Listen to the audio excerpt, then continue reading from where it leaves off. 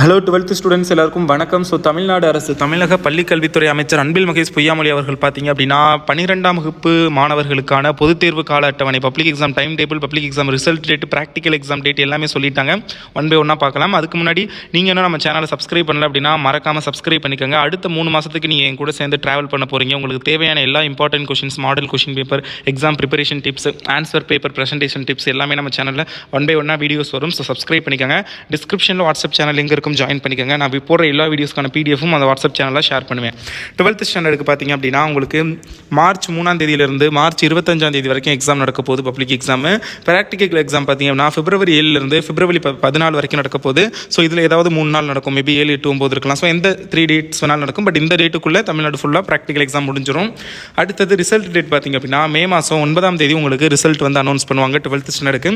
Exam time table பார்த்தீங்க அப்படின்னா 3ஆம் தேதி மண்டே தமிழ், 6ஆம் தேதி டியூஸ்டே பார்த்தீங்க அப்படின்னா இங்கிலீஷு, ஓகேங்களா. ஸோ அதுக்கடுத்து தேர்ஸ்டே தான் இங்கிலீஷு. அடுத்தது 11ஆம் தேதி டியூஸ்டே, அடுத்து நெக்ஸ்ட்டு செவ்வாய்க்கிழமை மேத்தமெட்டிக்ஸ், ஜுவாலஜி, காமர்ஸு. 14ஆம் தேதி ஃப்ரைடே வந்து கம்ப்யூட்டர் சயின்ஸ், கம்ப்யூட்டர் அப்ளிகேஷன். 18ஆம் தேதி டியூஸ்டே பார்த்தீங்க அப்படின்னா பயாலஜி, பாட்டனி, ஹிஸ்ட்ரி. 21ஆம் தேதி Friday chemistry, accountancy, geography. 25 Tuesday physics, economics, employability skill. So இதில் வெனஸ்டே எந்த எக்ஸாமே உங்களுக்கு கிடையாது. That's it. ஓகே.